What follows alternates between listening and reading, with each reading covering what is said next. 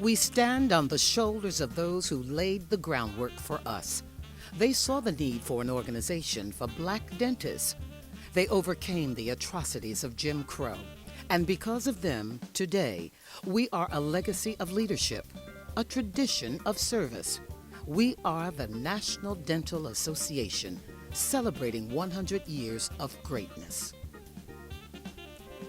In 1900, 12 Howard University dental alumni met in Washington, D.C., and founded what was then called the Washington Society of Colored Dentists. There was a need for a professional dental organization to address the needs of colored professionals. They planted the seeds for what later became the National Dental Association. In 1913, the Tri-State Dental Society was formed and included D.C., Virginia, and Maryland. By 1918, members from other states had joined, and the name changed to the Interstate Dental Association. Word spread across the nation, and new chapters formed. In 1932, the name officially changed to the National Dental Association. In the early years, the strength of the organization came from persevering men and their families, determined to create an organization they could call their own. The first secretary-treasurer was Dr. John Andrew Jackson of Charlottesville, Virginia. He and his family were the foundation upon which the organization was built. Every member of his family served in some capacity. The NDA owes a debt of gratitude to their passion and commitment. When the patriarch died in 1957, his sons, Dr. George Franklin Jackson and Ellard Punjab Jackson, followed in his footsteps. Punjab served as executive director for 25 years without pay. At the height of the Jim Crow era, the NDA continued to fight for the rights of Negro dentists. World War II veterans returned home and faced discrimination and bigotry. They were denied their basic rights. Negroes were not accepted in mainstream society and could not join the all-white American Dental Association. Civil rights laws attempted to correct the injustice. Dr. Eddie G. Smith wrote the first NDA Constitution and formed its first House of Delegates. NDA leaders argued passionately before Congress to include dental care in both Medicaid and Medicare programs. However, the heavily funded ADA struck down their efforts in Medicare. In 1965, the Medicaid bill was enacted, ensuring that poor children received much-needed dental care. However, even today, dental care for seniors is not covered under Medicare. The passage of Medicaid attracted new members to the NDA. In the 60s, the Black Power, women's rights, and student movements transformed America and the NDA. The NDA moved its home office from Charlottesville, Virginia, to Washington, D.C. An executive director was hired, and the annual convention adopted a more sophisticated format. The NDA umbrella of family organizations was unique. The National Dental Assistants Association, the National Dental Hygienists Association, auxiliary to the NDA, and the NDA Foundation are vital components. In 1972, the student NDA joined the family. And the trustee board, we managed to make it through there. We had a majority vote, had a big majority vote, as a matter of fact. Once we went to the House of Delegates, however, it became a battle. It was just what the organization needed. Students are the lifeblood of the NDA. In that same year, the NDA published The Charrette, which chronicled the plight of those neglected by the healthcare system. The book challenged the NDA to become the voice of moral authority.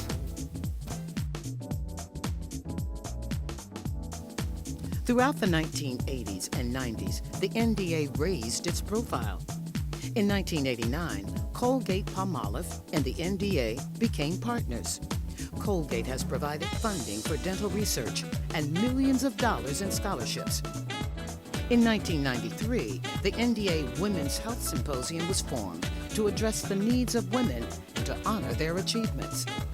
The Corporate Roundtable was formed in 1996 to provide resources and strategies for win-win partnerships.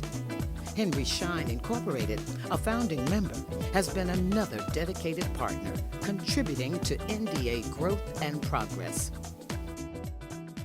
After 84 years, in 1997, the first woman was elected president of the NDA. 2 years later, the first annual NDA Day on the Hill was held. It is a unique program of information exchange between the NDA and legislators. And I want to thank this organization for helping us to make sure that there was a pediatric dentistry benefit in the Affordable Care Act. 1999 strengthened strategic alliances cultivated to expand the organization's realm of influence. These organizations are valued allies. It became vitally important for the NDA to publicize its positions and to influence public policy. In 2000, the first NDA component, the Freeman Dental Society, celebrated its centennial. The first ever Surgeon General's report on oral health in America was released. Dr. Clifton Dummett was commissioned by Dr. Roosevelt Brown, president of the NDA Foundation, to write the NDA History, published in 2000. In 2005, and the aftermath of Hurricane Katrina, the NDA led the movement to enlist the support of other organizations, and Congressman John Conyers, chairman of the Judiciary Committee, to bring to justice the New Orleans policeman who killed a frightened, unarmed man. The man was the brother of NDA past president, Dr. Romel Madison. Civil rights and social justice are hallmarks of the NDA. The Eddie G. Smith Leadership Institute hones the skills of NDA leaders, ensuring leadership succession and securing the future of the organization. Tragedy struck in 2007 when Diamante Driver, a young boy from Maryland, died from untreated tooth decay.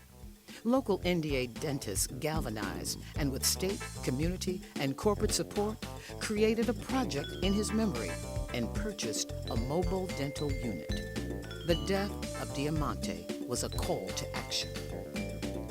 In 2009, the NDA co-hosted the Roundtable on Oral Health Disparities with the Department of Health and Human Services Office of Minority Health.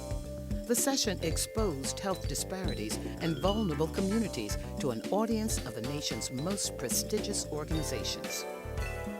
Our alliance with the Hispanic Dental Association and the Society of American Indian Dentists culminated in the historic Multicultural Oral Health Summit of 2012.